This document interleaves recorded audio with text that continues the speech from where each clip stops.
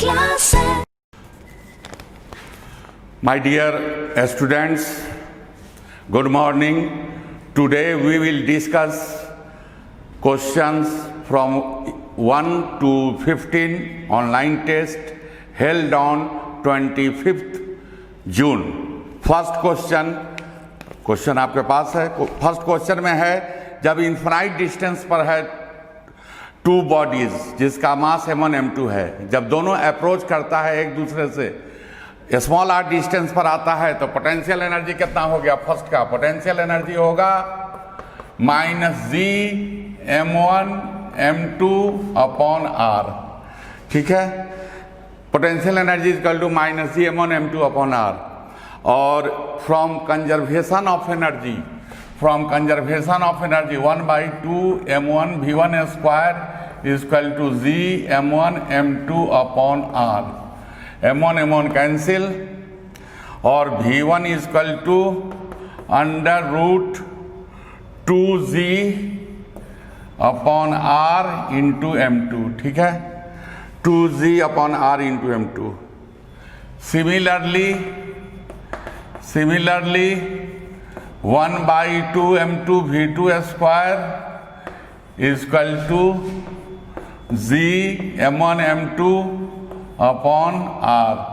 m2 cancel और v2 equal to √2g upon r into m1। ठीक है, v1 का मान कितना आ गया? √2g by r into m2, और v2 का मान आ गया √2g r upon into m1। ठीक है, आ गया v1 v2।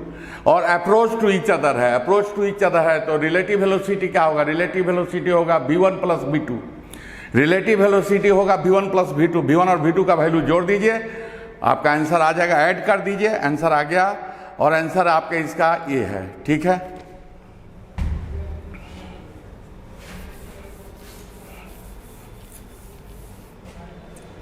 Question number second में जो है चेंज इन, आपको ग्रेविटेशन पोटेंशियल एनर्जी निकालना है। Question number second, change in gravitational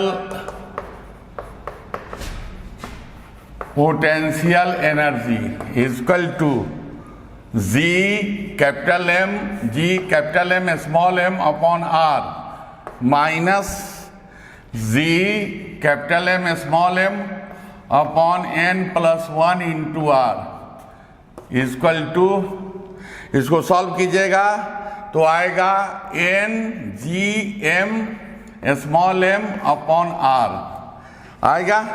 यहाँ पर gm बराबर कितना होता है? gm बराबर gr स्क्वायर होता है, equal to n/gr square m upon r। Cancel, आ गया m/n/g/r। ठीक है, यहाँ n+1 है, नीचे n+1 है, और यहाँ भी नीचे हो गया n+1। आंसर कितना आ गया? आंसर आ गया ऊपर mn/gr अपॉन n+1। ठीक है, चेंज इन पोटेंशियल एनर्जी देखिए, सरफेस पर कितना होगा? g capital M small m by capital R, और nr हाइट पर r प्लस nr ऐड हो गया, चेंज इन निकाल लिए। चेंज इन पोटेंशियल कितना आया? gm का जगह gr स्क्वायर ले लिया, और फाइनल आंसर आ गया mn/gr बाई n+1। ठीक है, क्लियर।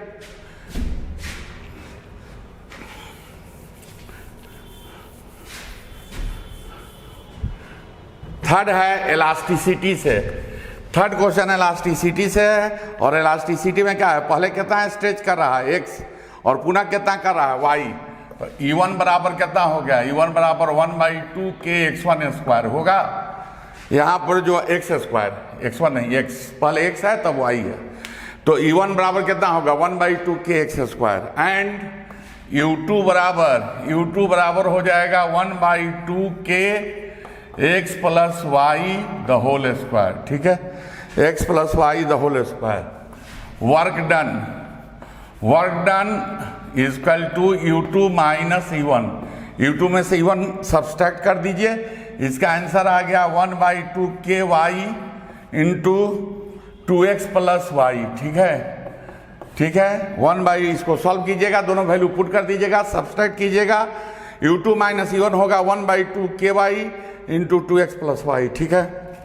क्वेश्चन नंबर 4 में जो है रिजल्टेंट फोर्स जो लीजिएगा F बराबर mg वेट हो गया माइनस अब थ्रस्ट mg बाई कितना k, क्योंकि आपका डेंसिटी रिलेटिव डेंसिटी k है, और यहाँ पर ma लिख देंगे F के जगह, mg कॉमन ले लिए 1 माइनस 1/k, mm कैंसिल, और a इक्वल टू कितना हुआ g इंटू 1 माइनस 1/k आ गया।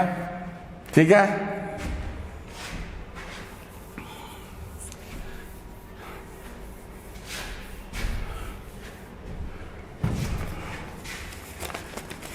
क्वेश्चन नंबर 5 जो है देखिए, सिलिंडर टैंक क्वेश्चन तो आपके पास है।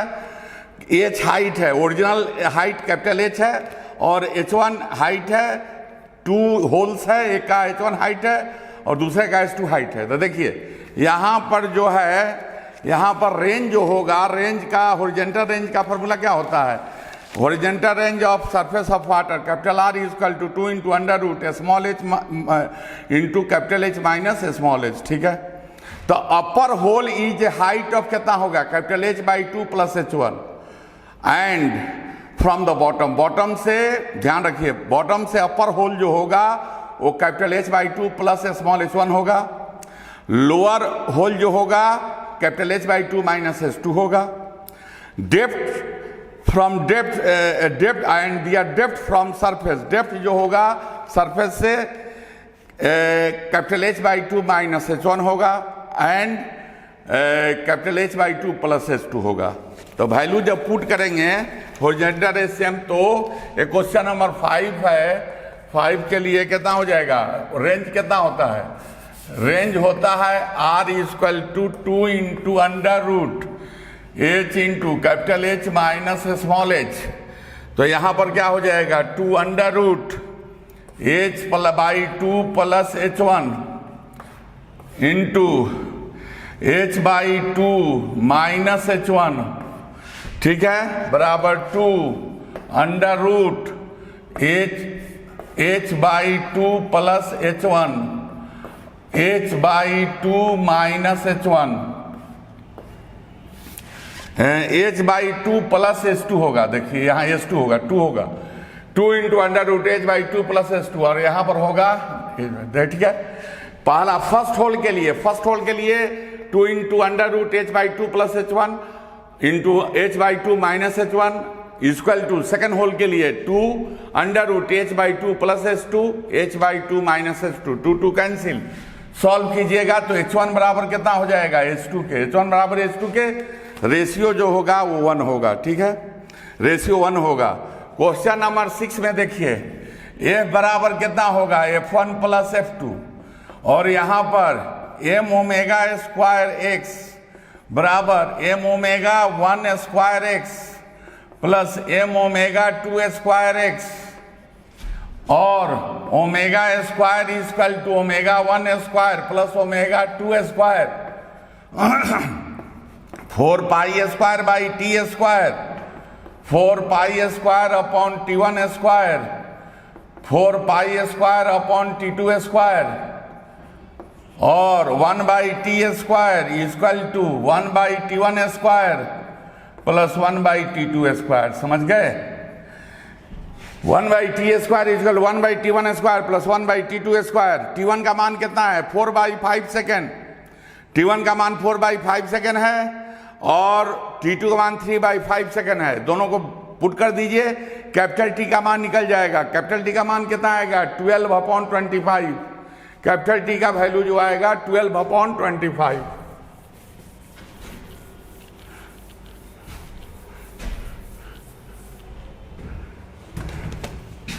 क्वेश्चन नंबर 7 में देखिए, 7 में साउंड का क्वेश्चन है, और साउंड का क्वेश्चन है तो यहाँ पर जो है लेंथ क्या है, अलग अलग 48 सेंटीमीटर और 50 सेंटीमीटर। N1 अपॉन N2 बराबर N plus 4 upon N minus 4, ठीक है। L2 अपॉन L1 बराबर N plus 4 upon N minus 4, और यहाँ पर 50/48 n+4/n-4, ठीक है, ठीक है। ये कट जाएगा, 25 हो जाएगा, ये कितना होगा 24। क्रॉस मल्टीप्लिकेशन कीजिएगा और क्रॉस मल्टीप्लिकेशन कीजिएगा, n का मान आएगा 196 हर्ट्ज। क्रॉस मल्टीप्लिकेशन कीजिएगा, n का मान आ जाएगा 196 हर्ट्ज। ये आंसर होगा। क्वेश्चन नंबर 8 में आपको ट्रांसवर्स वेव का वेलोसिटी होता है v बराबर √T/μ, ठीक है। और लैम्डा इक्वल टू कितना होता है, lambda equal to v/n। Lambda equal to कितना हो गया 1/n। v का मान पुट कर दीजिए, T/न्यू। न्यू क्या है, लीनियर डेंसिटी। लीनियर डेंसिटी तो कांस्टेंट है। लैम्डा डैश क्या हो जाएगा 1/n √T'/न्यू, ठीक है। और a 1 मान लीजिए और इसको 2 मान लीजिए। Lambda dash by lambda equal to √ कितना हो जाएगा, T डैश अपॉन कितना T होगा √ capital M plus small m into g, weight के बराबर, upon small m into g. G cancel, answer आएगा capital M plus small m upon small m, ठीक है।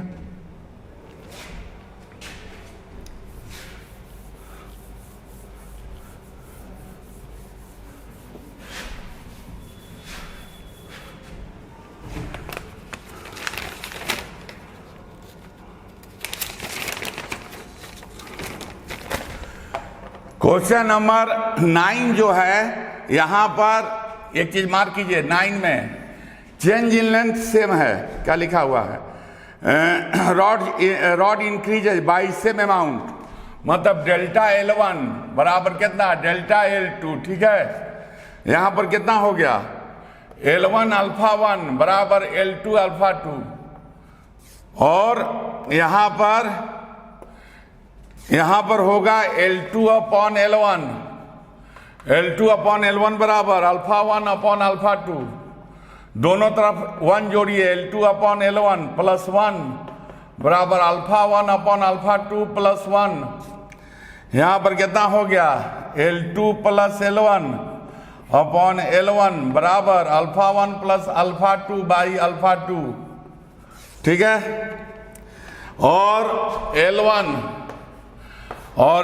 अपॉन L1 प्लस L2 बराबर कितना हो जाएगा α2 अपॉन α1 प्लस α2, ठीक है। क्वेश्चन नंबर 10, ये थर्मोडायनामिक्स से है, कार्नोट इंजन साइकिल। यहां पर ईटा बराबर कितना होता है, ईटा बराबर 1 - T2/T1। ईटा का मान यहां पर, और T2/T1 1 - ईटा पहले कितना है 40% है, 1 - 0.4 बराबर 0.6, ठीक है। और T1 बराबर हो गया T2/0.6। T2 का मान कितना है, T2 का मान आपका है 300/0.6 बराबर कितना हो गया 500 केल्विन। अगेन T1 डैश बराबर T1 डैश बाई T2 बराबर 1 - कितना बार है 60% है, 60%, तो 0.6 बराबर 0.4।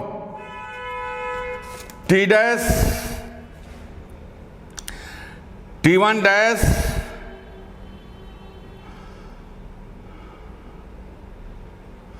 T1 डैश अपॉन T2 बराबर कितना हो गया, बराबर हो गया आपका 1 - 0. तो कितना हो गया 0.4 हो गया। और यहां पर आपको T1 डैश का मान जो होगा वो होगा T2 अपॉन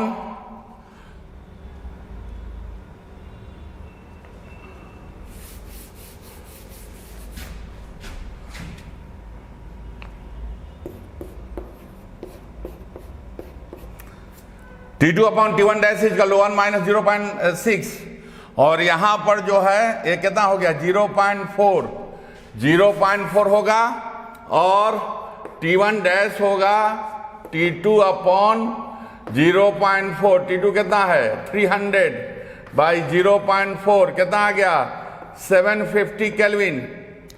तो आपको क्या निकालना है, ये टेम्परेचर ऑफ द सोर्स भी इंक्रीज कितना इंक्रीज करेगा, तो इंक्रीज कितना करेगा T1 इंक्रीज करेगा T1 डैश माइनस T1 बराबर कितना 750 माइनस 500 250 केल्विन इंक्रीज करना पड़ेगा। कहने का तात्पर्य है कि 60% करने के लिए आपको टेम्परेचर जो है कितना इंक्रीज करना पड़ेगा 250 केल्विन।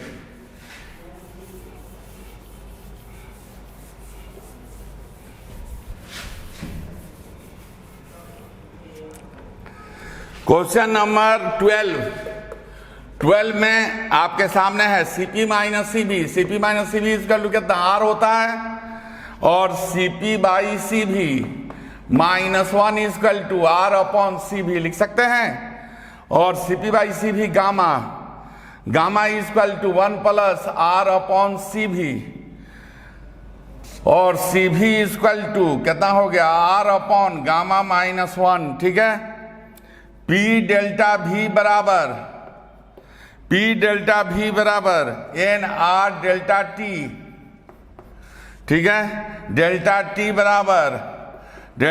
बराबर होगा P delta V upon NR। ठीक है, बराबर PV अपॉन NR। क्योंकि डेल्टा V बराबर कितना हुआ 2V माइनस V बराबर V होगा। यहां पर कितना आ गया PV अपॉन NR। तो डेल्टा U कितना होगा, डेल्टा U होता है NCV delta T। NCV delta T, NCV का मान पुट कीजिए कितना है R upon gamma minus 1, delta T का मान पुट कीजिए कितना है PV upon NR। NN cancel, answer कितना आ जाएगा, आंसर आ जाएगा R कैंसिल भी हो गया तो PV बाई कितना होगा PV बाई गामा माइनस 1। ठीक है, आंसर होगा PV equal to gamma minus 1, PV upon gamma minus 1 answer होगा। क्वेश्चन नंबर 13 में देखिए वर्क डन निकालिए। Delta W equal to P into delta V। P का मान कितना है 1 इंटू 10 के पावर 5 इंटू कितना चेंज इन वॉल्यूम कितना है 25 माइनस 5 इंटू 10 के पावर माइनस 3। इसका आएगा 2000 जूल और डेल्टा U होगा UF minus EY equal to P upon gamma minus 1 into VF minus VI बराबर 1 इंटू 10 के पावर 5, यहां पर 25 माइनस 5 इंटू 10 के power minus 3 upon 1.4 minus 1 equal to होगा 5000 जूल। ठीक है, और फॉर्मूला क्या होता है delta Q equal to delta W plus delta U। From first law of thermodynamics से होता है delta Q equal to delta W plus delta U। तो कितना है ये डेल्टा W कितना आया है 2000 जूल और डेल्टा U कितना आया है 5000 जूल। दोनों को ऐड कर दीजिएगा तो कितना आ जाएगा, आंसर होगा 7000 जूल। 7000 जूल।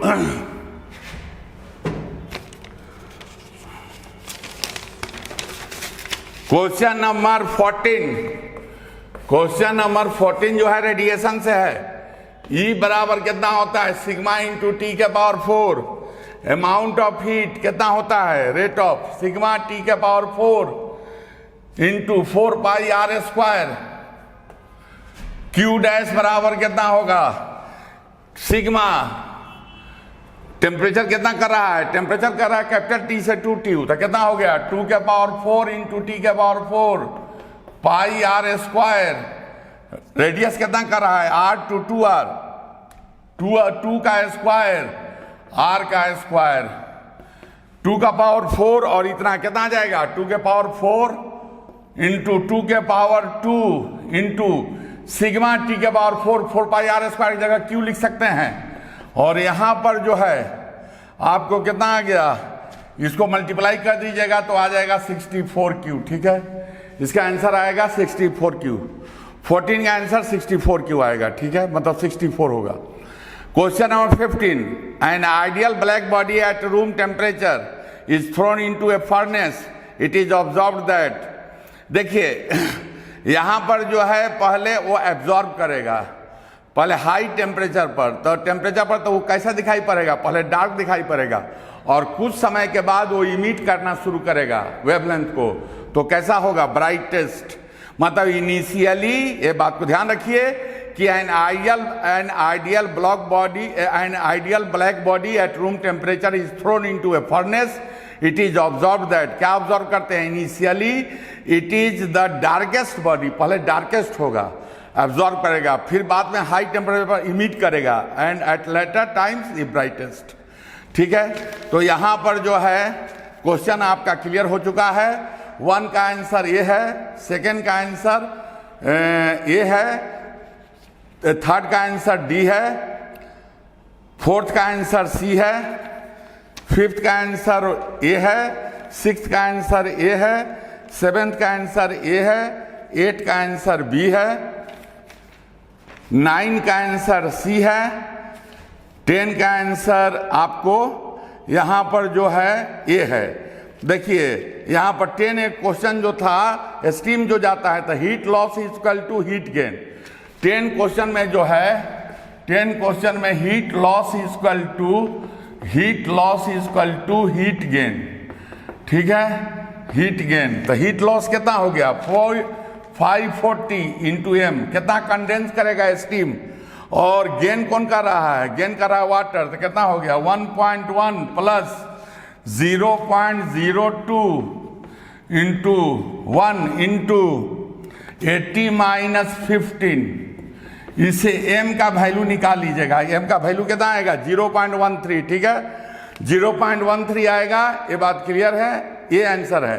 तो 10 का ए है, 11 बताइए चुके हैं, 11 का आंसर ए होगा 250 केल्विन, 12 का आंसर सी है, 13 का आंसर डी है, 14 का आंसर डी है, 64 जो अभी बताए हैं क्यों, और 15 को हमने क्लियर किया कि फर्नेस में डालते हैं ब्लैक बॉडी को। तो यहां पर जो है फर्स्ट ये बात दिमाग बैठा रखिए, that is theoretical question. Furnace में अगर थ्रोन कर देते हैं ब्लैक बॉडी को, फर्स्ट इनिशियली अपीयर ब्लैक, वो इनिशियली अपीयर ब्लैक होगा, लेकिन धीरे धीरे हाई टेम्परेचर पर वो इमिट्स करेगा तो ब्राइटेस्ट दिखाई पड़ेगा। कैसा दिखाई पड़ेगा, ब्राइटेस्ट 15। ये बात क्लियर है, थैंक यू। 8 है जो 25 को हुआ था, उसका ये डिस्क्रिप्शन है, सॉल्यूशन। तो क्वेश्चन नंबर 16 से अब शुरू करते हैं। 16 क्वेश्चन में हमारे पास ये सिस्टम गिवन है, उसमें लिखा है कि जब हम स्विच क्लोज करेंगे तो ये 4 ऑप्शंस में से कौन कौन से ऑप्शन सही होंगे। No charge flows through S, charge flows from A to B, charge flows from B to A, charge flows initially from A to B and later from B to A. लेकिन हमें question में ये बताना है कि जिस moment पर हमने स्विच क्लोज किया, तो जिस मोमेंट पर हम स्विच क्लोज करते हैं तो capacitor behaves to be short circuited, ऐसा हमने कई बार पढ़ा है। तो ये कैपेसिटर हटा दिया मैंने, इसकी जगह पे शॉर्ट लगा दिया। और जब आप रेजिस्टर को शॉर्ट सर्किट से बाईपास करते हैं तो रेजिस्टर में कोई करंट फ्लो नहीं होता। जब इधर कोई करंट फ्लो नहीं होगा तो सर्किट में बैटरी जो करंट सप्लाई करेगा वो ऐसे ट्रेवल करता हुआ इधर चला जाएगा। तो इस ए बी वाले में स्विच में कोई भी करंट फ्लो होगा ही नहीं, तो no current will flow through switch S, ये इसका आंसर हो जाएगा। अब 17 देखते हैं। क्वेश्चन नंबर 17 में प्रोजेक्टाइल यू वेलोसिटी से प्रोजेक्ट किया है। एडिशनल चीज इसमें दी गई है कि विंड चलने की वजह से हॉरिजॉन्टल डायरेक्शन में एक एक्सेलरेशन है।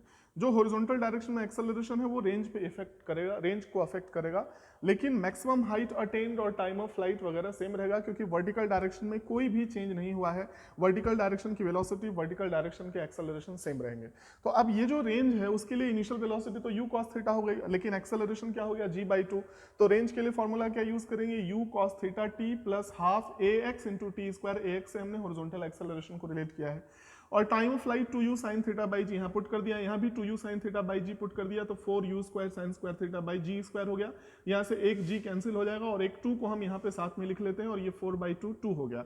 अब यहाँ देखो u स्क्वायर u और u मल्टीप्लाई हो गए, 2 sin थीटा cos थीटा तो sin 2 थीटा बन गया डिवाइडेड बाई ये वाला g, तो ये पूरा क्या बन गया रेंज, और यहाँ ये वाला 2 और ये पूरा क्या बन गया h, तो r प्लस 2h जो है ये इसका आंसर हो जाएगा। अब हम नेक्स्ट क्वेश्चन लेते हैं।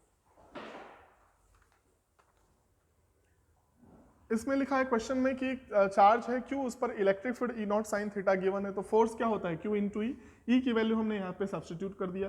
तो क्वेश्चन में पूछा गया है कि ये जो चार्ज SHM परफॉर्म करेगा उसका एम्पलीट्यूड क्या होगा, तो हम इसको थोड़ी देर के लिए क्वेश्चन नंबर 1 मान के छोड़ देते हैं। अब आते हैं SHM पे। SHM में x क्या होता है a sin omega t, v क्या होता है इसका differentiation a omega cos omega t, acceleration इसका भी differentiation minus a omega square sin omega t ये होता है। मास से मल्टीप्लाई कर देंगे फोर्स मिल जाएगा, तो minus m a omega square sin omega t, ये फोर्स हमें पता चल गया। अब देखो यहाँ माइनस वाले को इग्नोर कर दो, ये डायरेक्शन की वजह से है, हम सिर्फ एम्पलीट्यूड मैग्नीट्यूड की बात कर रहे हैं।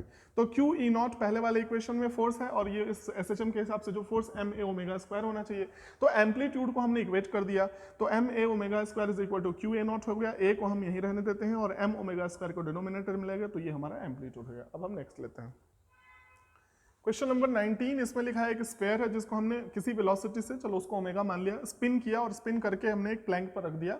इनके बीच में फ्रिक्शन है और यहाँ पे फ्रिक्शन नहीं है, प्लैंक हॉरिजॉन्टल सरफेस पे रखा है, जीरो फ्रिक्शन है। तो जब हम इस स्फीयर को रोल करके या स्पिन करके इस पे रख देंगे तो क्या होगा, ये जो पॉइंट है वो पीछे स्लाइड करेगा, इसकी टेंडेंसी है, तो प्लैंक इस पे फ्रिक्शन किधर लगाएगा, फॉरवर्ड डायरेक्शन में, तो प्लैंक स्फीयर पे फॉरवर्ड फ्रिक्शन लगाएगा, स्फीयर प्लैंक पे बैकवर्ड फ्रिक्शन लगाएगा। तो इसलिए मैंने स्फीयर का अलग से फ्री बॉडी डायग्राम बना दिया है। इधर फ्रिक्शन क्योंकि रिलेटिव स्लिपिंग हो रही है तो friction maximum mu M G होगा, इसलिए प्लैंक स्फीयर का जो एक्सेलरेशन है वो force upon mass mu G हो गया।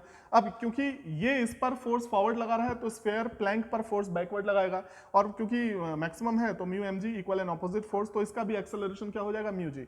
तो दोनों के एक्सेलरेशन ऑपोजिटली डायरेक्टेड है, तो हमें स्फीयर का प्लैंक के रिस्पेक्ट में एक्सेलरेशन बताना है, मतलब रिलेटिव एक्सेलरेशन बताना है। और रिलेटिव एक्सेलरेशन के लिए हम क्या करते हैं, जब दोनों के ऑपोजिटली डायरेक्टेड एक्सेलरेशन हैं तो जोड़ देते हैं, ऐड कर देते हैं, या फिर एक को रोक के इसका एक्सेलरेशन उसको दे देते हैं। तो दोनों में से किसी तरीके से आप समझ लो, तो म्यू जी और म्यू जी ऐड होके क्या हो गए 2 म्यू जी, तो जो आंसर होगा वो हमारा 2 म्यू जी हो जाएगा।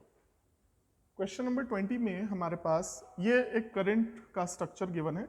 इसमें ये इन्फिनिट से करंट आया, ऐसे ऐसे ऐसे ट्रैवल करते हुए इधर इन्फिनिट पे चला गया, इधर भी इन्फिनिट से आया और ये सेम स्ट्रक्चर फॉलो करते हुए वायर का इधर भी चला गया। ये जो विड्थ और हाइट है वो सब सेम है, क्वेश्चन में ऐसा लिखा हुआ है, और इन दोनों के सिमेट्रिकली बीच में P पॉइंट पर हमें मैग्नेटिक फील्ड बताना है।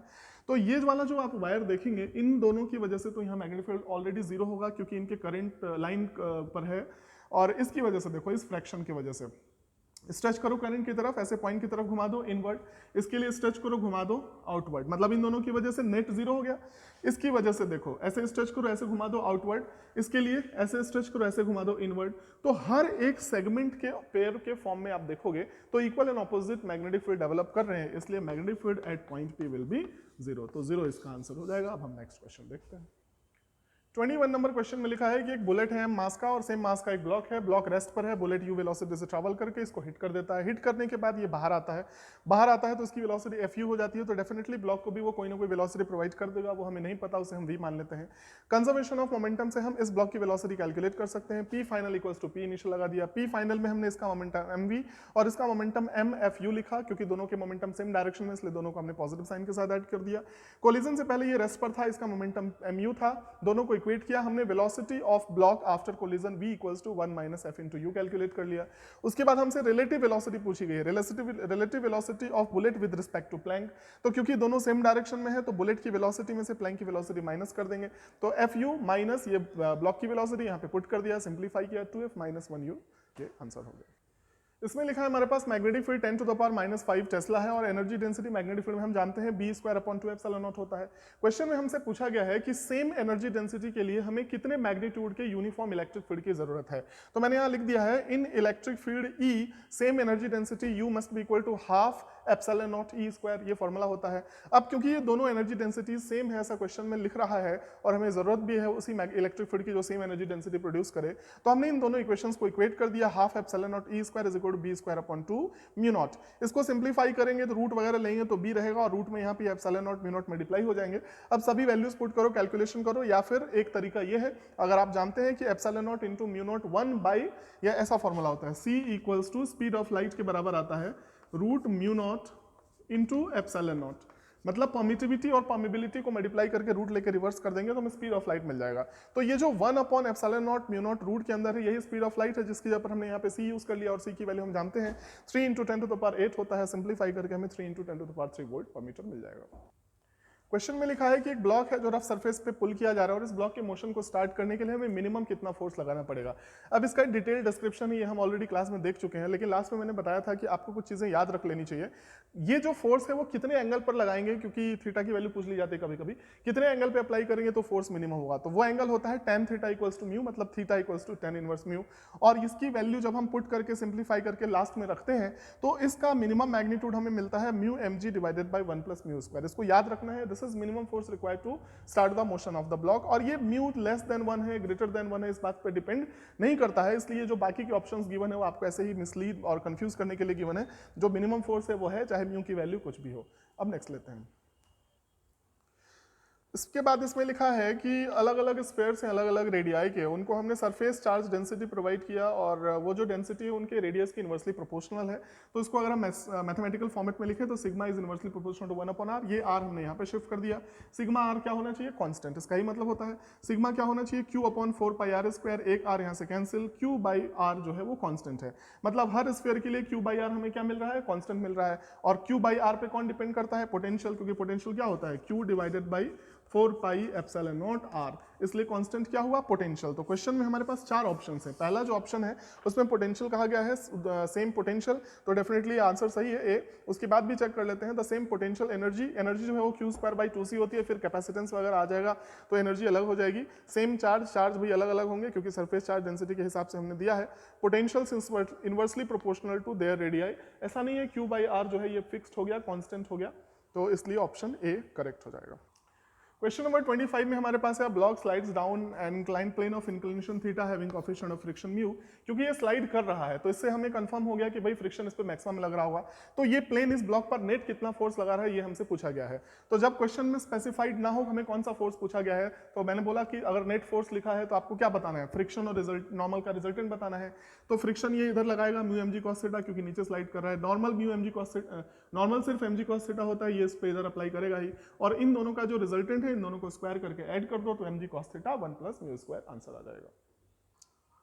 26 वाले क्वेश्चन में हमारे पास पैरेलल प्लेट है और उस पर चार्जेस गिवन है और चार्ज का अरेंजमेंट है। सिंपल सा क्वेश्चन है तो वो मैं डिस्कस कर नहीं रहा हूँ। हम डायरेक्टली आते हैं 27 पे, थोड़ा ठीक सा क्वेश्चन है। यहाँ पर एक कंडक्टिंग स्क्वायर फ्रेम है, इसको हमने ड्रॉप किया, ऐसे रिलीज कर दिया और ये जो एक्स एक्सिस है इसके नीचे मैग्नेटिक फील्ड है इनवर्ड, ऐसे अंदर की तरफ डायरेक्टेड है। अब जब ये जैसे ही इसके नीचे अंदर आना शुरू होगा, मतलब एक पोजीशन जब ऐसी वाली होगी तो ये वाला एरिया के थ्रू तो चलो फ्लक्स नहीं है, बट इस एरिया के थ्रू जैसे जैसे नीचे आएगा एरिया बढ़ रहा है, फ्लक्स चेंज होगा। फ्लक्स चेंज होगा तो इसमें करंट फ्लो होगा। जब करंट फ्लो होगा तो इस वाले साइड पे तो फोर्स नहीं लगेगा, इस साइड पे फोर्स लगना शुरू होगा। तो जब ये यहाँ से यहाँ तक नहीं पहुंच जाता तब तक तो इसकी वेलोसिटी gt के हिसाब से बढ़ती रहेगी। वही v equals to u plus at में gt हमने कर दिया, u की वैल्यू 0 है। अब जैसे ही इस पे फोर्स अप्लाई होना शुरू हो जाएगा तो जो वेलोसिटी में वेरिएशन है वो कुछ इस तरह का होगा, क्योंकि फोर्स जो है वो वेलोसिटी पे डिपेंड करेगा। तो स्ट्रेट लाइन नहीं होगा, यहाँ पे कर्व होगा, क्योंकि दो फोर्सेस अब यहाँ पे काम करने लगे। नीचे mg जो है वो तो है ही, और इस पर जो वेलोसिटी, इस पे जो फोर्स fb है वो है। तो अब ये टाइम के जो है वो डायरेक्टली प्रोपोर्शनल नहीं रहेगा, थोड़ा सा कर्व्ड हो जाएगा। डिटेल इक्वेशन लिख के मैं चाहूँ तो आपको बता सकता हूँ, लेकिन ये फोर्स जो है वो वेलोसिटी के डायरेक्टली प्रोपोर्शनल है।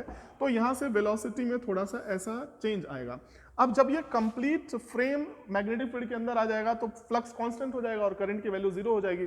तब ये फिर से ये फ्री फॉल करना शुरू कर देगा, तो वापस से इसकी जो वेलोसिटी है वो सेम रेट से इंक्रीज होनी शुरू हो जाएगी। तो इस तरह का ये हमें वेरिएशन मिलेगा। तो ये वाला ऑप्शन ऑप्ट कर लेंगे। बाकी ऑप्शंस देख के आप थोड़ा सा मन में कॉन्टेम्पलेट करें कि बाकी के ऑप्शंस क्यों नहीं सही होने चाहिए। दो प्लेट्स हैं हमारे पास, इसमें से एक को क्यू चार्ज दिया, दूसरे को हमने कोई चार्ज नहीं दिया। तो चार्ज डिस्ट्रीब्यूशन का जो फॉर्मूला होता है वो क्या होता है, इन दोनों के चार्जेस को ऐड करके 2 से डिवाइड कर देते हैं। तो q प्लस 0/2 इधर कितना आ जाएगा, q/2, और इसके बाहर वाले सरफेस को भी कितना आ जाएगा, q/2। अब q में से q/2 इधर चला गया तो यहाँ पे कितना आ गया, q/2, और यहाँ पे क्या आना चाहिए, इक्वल एंड ऑपोजिट होने की वजह से माइनस q/2। तो कैपेसिटर पे जो चार्ज होता है वो कौन सा होता है, फेसिंग सरफेसेस का चार्ज होता है। मतलब इस कैपेसिटर पे चार्ज ये इधर वाले चार्जेस नहीं माने जाएंगे, जो फेसिंग सरफेसेस पे इक्वल एंड ऑपोजिट चार्ज है वो माने जाएंगे। मतलब q/2 इस पे चार्ज हो गया, तो पोटेंशियल डिफरेंस क्या होना चाहिए, q/c, तो q की जगह पे 2 और डिवाइडेड बाई c, मतलब q/2c, ये potential difference across the capacitor होगा।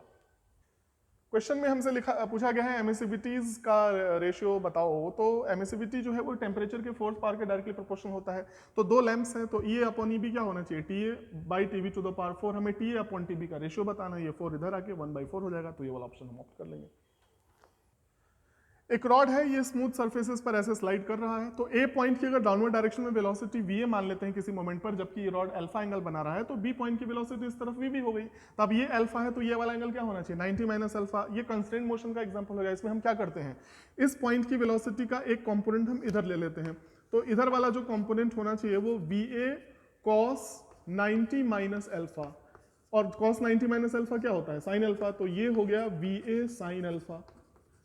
अब हम VB के दो कंपोनेंट्स बना लेते हैं। तो VB का एक कंपोनेंट रॉड के अलोंग इधर हो जाएगा, ये अल्फा है तो ये वाला एंगल क्या हो जाएगा, अल्फा। तो VB का इधर वाला कंपोनेंट VB cos अल्फा। अब रॉड के अलोंग जो वेलोसिटी के कंपोनेंट्स होते हैं वो सेम होने चाहिए, मतलब VA sin अल्फा किसके इक्वल होना चाहिए, VB cos अल्फा। तो हमने यहाँ से लिखा VB cos alpha must be equal to VA sin alpha. और क्वेश्चन में हमें VA की जगह पे V गिवन है, मतलब ये पॉइंट की वेलोसिटी V गिवन है, उसको हम यहाँ पुट कर देंगे। तो VB इक्वल्स टू हो जाएगा V, और ये cos अल्फा इसके डिनोमिनेटर में जाके हो जाएगा tan अल्फा। तो ये 30 नंबर का क्वेश्चन था, लास्ट क्वेश्चन था। Thank you. 31 ऑनवर्ड्स, 31 से लेकर के 45 तक। बेटा 31 नंबर क्वेश्चन वेरी सिंपल, दिया हुआ है figure shows PO as ray of light incident normally on the mirror AB. The mirror is then turned through 30 degree to the position CD. What will be the angle between incident ray and reflected ray? तो आपको याद होगा कि sir ने आपको point लिखाया था कि when a mirror is rotated by angle theta keeping incident ray fixed, then reflected ray will rotate through angle 2 theta. So the angle is given 30 degree theta, so 2 theta will be 60 degree. So 31 का answer क्या होगा बेटा, C होगा। Just conceptual point जो भी लिखाया है उस पर आपका क्वेश्चन इस बार मैंने दिया है। 32 नंबर क्वेश्चन में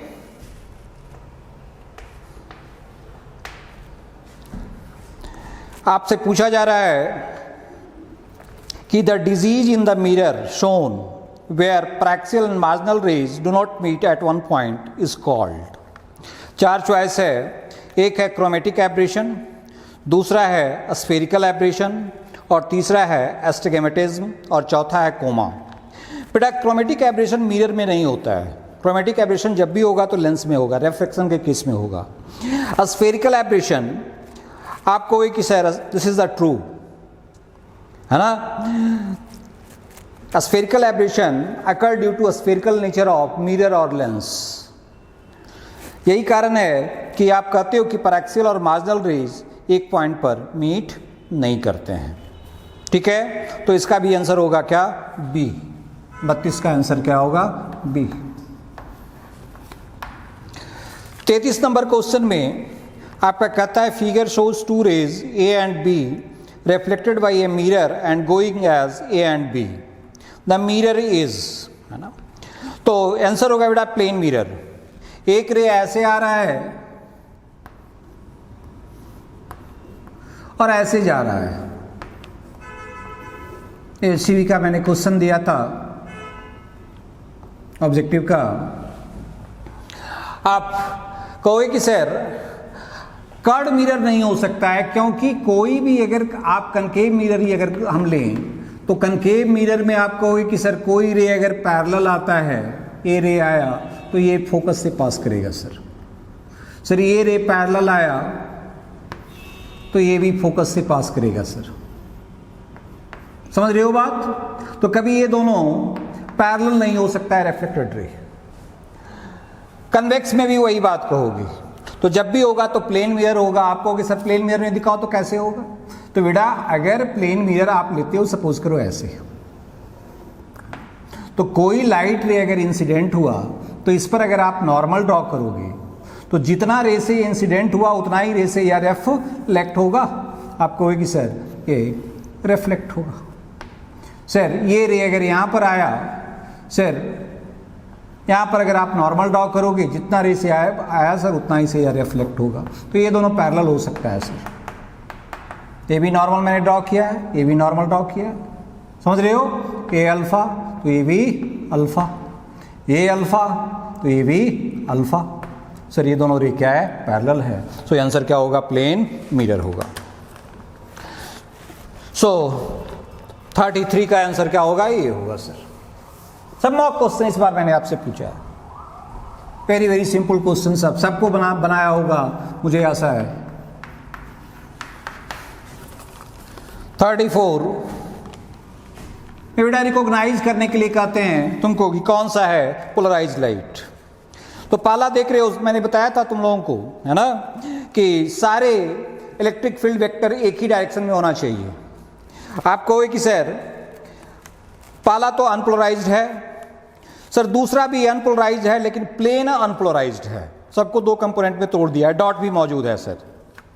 सर सी में डॉट सब रिमूव कर दिया गया है। Sir answer will be C. आप कहोगे सर डी क्यों नहीं होगा? तो डी बेटा इसलिए नहीं होगा क्योंकि नीचे जो है आप इलेक्ट्रिक फील्ड वेक्टर नहीं दिखाए हो। आप कहोगे कि sir angle of polarisation vary कर सकता है 0 से लेकर के 360 डिग्री तक, है ना। तो नीचे वाला इलेक्ट्रिक फील्ड वेक्टर आप नहीं दिखाए हो, इसलिए हम नहीं कहेंगे, है ना। इसलिए आंसर होगा, प्रॉपर आंसर होगा क्या? सी। अब 35 नंबर क्वेश्चन में 34 का आंसर हो गया सी। जस्ट मोस्ट क्वेश्चन है। 35 नंबर क्वेश्चन में देख रहे हो एक डिफेक्टिव आई दिया हुआ है और कोई लाइट रे जो दूर से आ रहा है, ये बिहाइंड द मिरर इमेज बन रहा है। इमेज डिस्टेंस बेटा बढ़ गया है, क्या कहोगे? सर ये हाइपरमेट्रोपिया है। मायोपिया में इमेज डिस्टेंस घट जाएगा सर, इसके पहले बनेगा। सो यह हमारा हाइपरमेट्रोपिया है। सो इसका आंसर होगा क्या? सी। 35। 36 नंबर क्वेश्चन में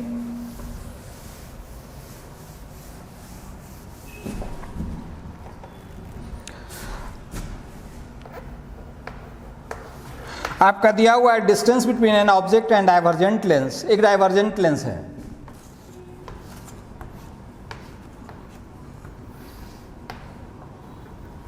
इस दोनों के बीच डिस्टेंस बेटा u दिया हुआ है आपका x। आपको भी सर -x लेंगे। Lateral magnification m produced by lens आपसे पूछा जा रहा है। आपको एक सर इसका फोकल लेंथ f हमारा क्या कहेंगे बेटा? -f।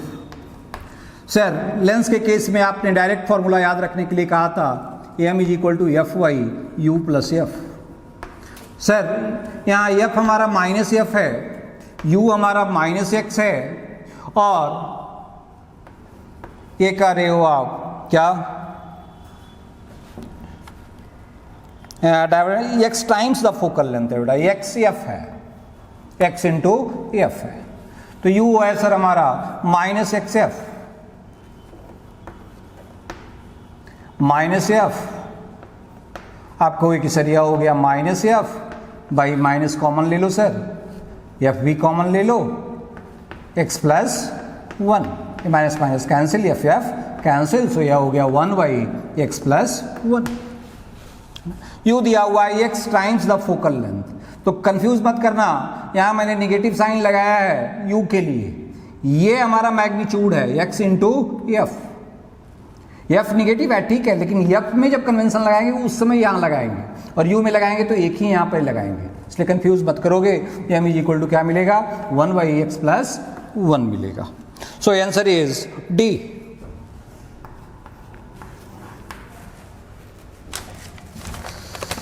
37 नंबर क्वेश्चन पर आते हैं।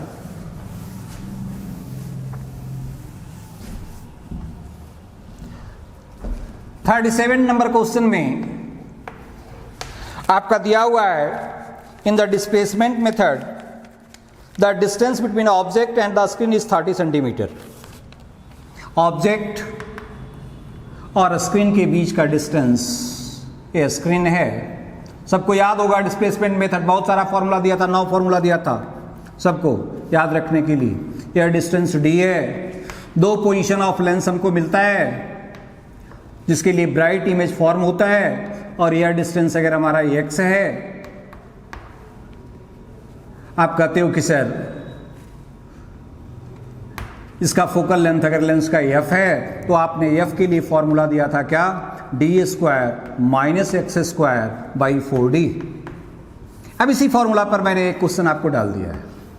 d का वैल्यू आपको दिया हुआ है कितना, तो 70 सेंटीमीटर, और f का वैल्यू है 16 सेंटीमीटर। आप कहोगे 16 इज इक्वल टू होगा सर 70 का square minus x² by 4 into 70। Sir cross multiply कर दो sir, 16 into 4 into 70 is equal to 70 का square minus x²। Sir x² term को इधर ले आओ, sir 70 square minus 16 into 4 into 70, sir 70 common ले लो, यह हो जाएगा सर 70 माइनस 64। सर x² बराबर मिला हमको क्या बेटा, 70 into 6 that is 420 like you. So x is equal to under root 420। तो 420 का रूट निकालोगे आपको लगभग आएगा 20.5। So answer is B.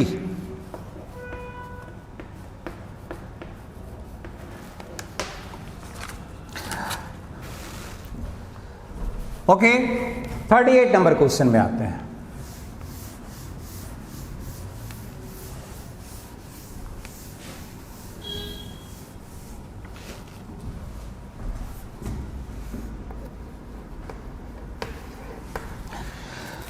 बड़ा कंसेप्चुअल क्वेश्चन मैंने पूछा है इसमें कि अगर young double slit experiment 2 separate identical source of light को हम लेकर के करें, है ना, वहां करते थे यंग डबल स्लिट एक्सपेरिमेंट में, एक बल्ब लेते थे, एक सोर्स लेते थे और 2 स्लिट लेते थे, है ना। अब कह रहे हैं कि नहीं स्लिट नहीं लें, है ना, 2 बल्ब ही ले लें, 2 आइडेंटिकल बल्ब ले लें, आइडेंटिकल सोर्स ले लें, तो क्या होगा।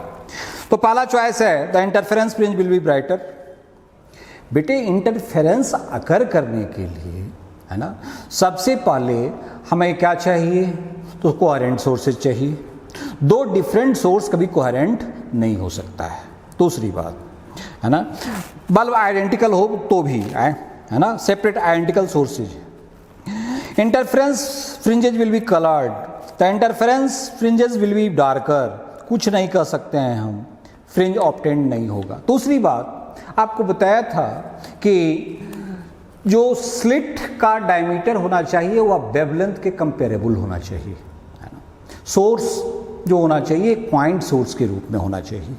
इसलिए जब भी हम सोर्स कंसीडर करेंगे तो 2 स्लिट के रूप में कंसीडर करेंगे, तभी हमारे फ्रिंजेस ऑब्टेंड होंगे, अदरवाइज ऑब्टेंड नहीं होंगे।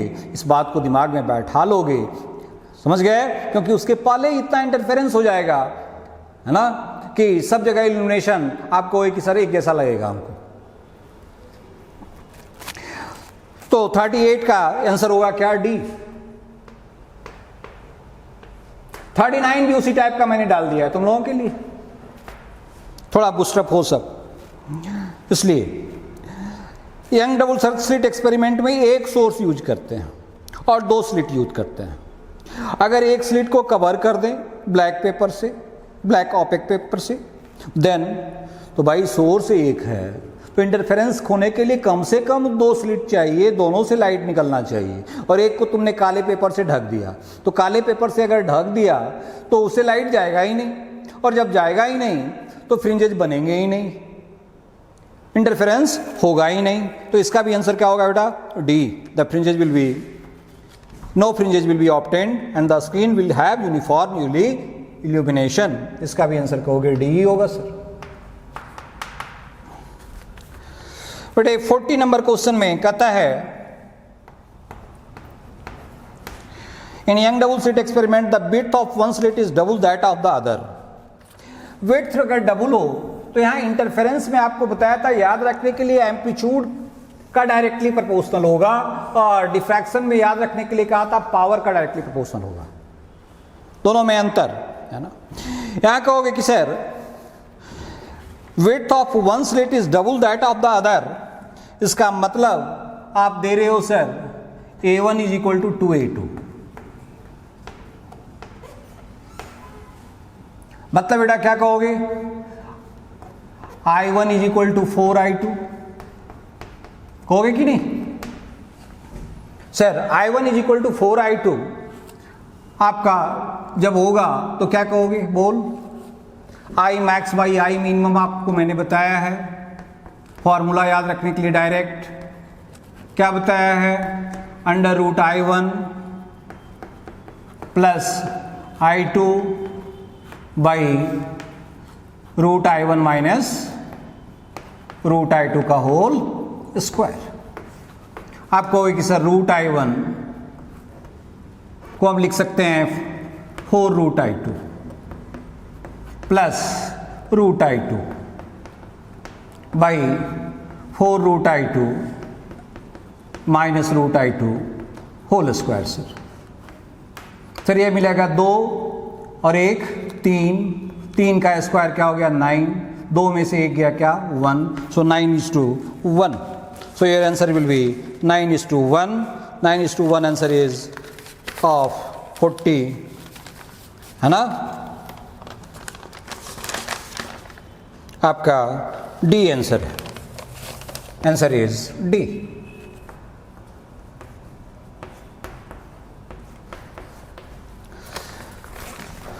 Forty 41 number question, very simple.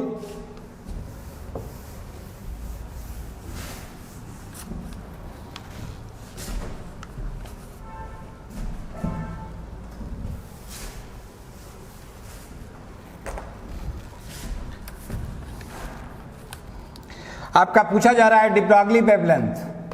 Sir de Broglie wavelength आपने बताया lambda is equal to h/p, और आपने काइनेटिक एनर्जी हमको पढ़ाया है क्या? p²/2m, मतलब p का वैल्यू क्या हो गया बेटा? तो अंडर रूट 2m के। आप कहोगे कि सर लैम्ब्डा क्या होगा? तो h/, अंडर रूट 2m के ई, यहाँ के फॉर्म में दे रहा है, तो h/, अंडर रूट 2m के, आंसर कौन सा है? सी।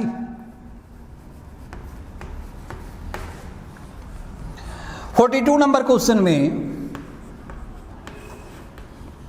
कह रहा है the maximum kinetic energy of immediate photon depends upon, है ना। तो बेटा मैंने आपको बताया, फॉर्मूला दिया है डायरेक्ट सबको याद रखने के लिए, K E max is equal to h nu minus 5। Maximum kinetic energy केवल और केवल न्यू पर डिपेंड कर रहा है, एक दिए हुए मेटल के लिए 5 ही कांस्टेंट है, तो केवल और केवल यह न्यू पर डिपेंड करेगा। पहला चॉइस है आपका the frequency of incident light, मतलब म्यू, न्यू पर डिपेंड करेगा sir, so answer will be A. कोई दिक्कत नहीं सर। 43 नंबर क्वेश्चन आता है, इसका आंसर भी ए हुआ 42 का, क्योंकि न्यू का नाम ही है फ्रीक्वेंसी। 43 नंबर क्वेश्चन में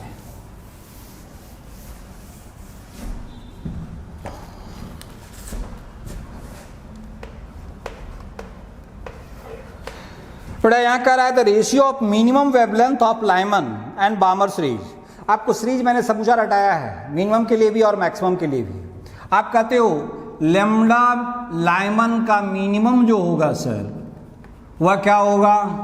तो 1/r होगा सर, जहां r का नाम है रिडबर्ग कांस्टेंट।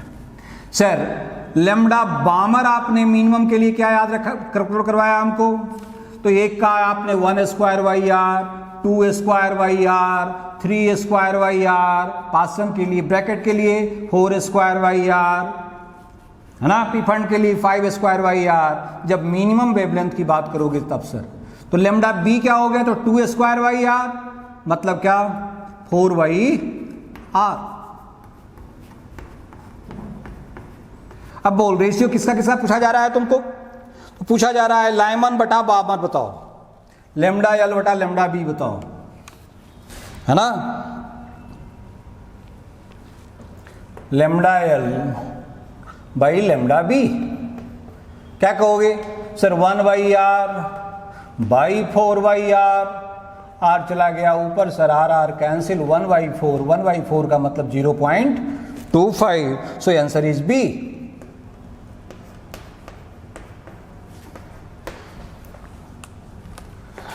अब आते हैं 44 नंबर क्वेश्चन में।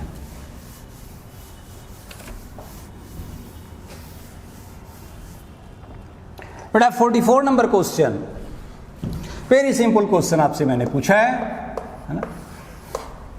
X-rays are diffracted from a crystal of lattice of plane spacing 2 angstrom. The maximum wavelength that can be diffracted is, क्या हो सकता है ना, तो बता क्या हो सकता है। D दिया हुआ है 2 एंगस्ट्रम। आपको याद होगा ब्रैग्स लॉ सबने याद रखने के लिए कहा था। What is Bragg's law sir, 2d sine theta is equal to n lambda.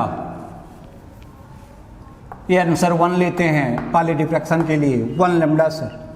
Sir आप पूछ रहे हो लेमडा मैक्स बताओ, तो यह मैक्सिमम तभी होगा जब साइन थीटा मैक्सिमम हो। सर साइन थीटा का मैक्सिमम वैल्यू होता है 1, मतलब लेमडा मैक्स क्या हो गया बेटा, तो 2d, और d कितना दिया हुआ है 2 एंगस्ट्रम, तो 2 इंटू 2 दैट इज कितना हो गया 4 angstrom. So 4 angstrom is the choice number D, so answer will be D. So 44 का आंसर हो गया क्या डी। कोई दिक्कत नहीं। 45 नंबर पर आते हैं।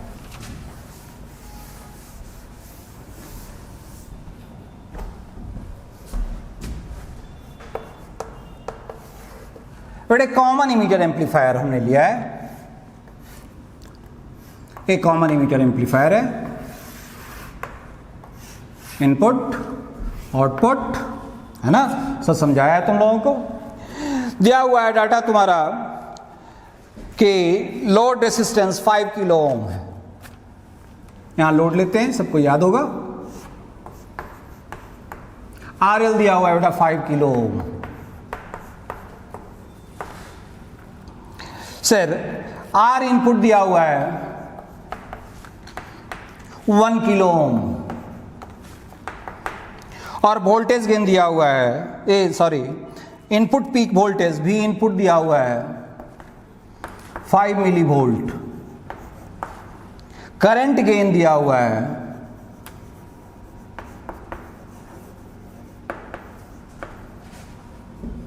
करंट गेन बेटा, यहां करंट गेन का नाम क्या होता है, बीटा होता है, बीटा दिया हुआ है बेटा 50।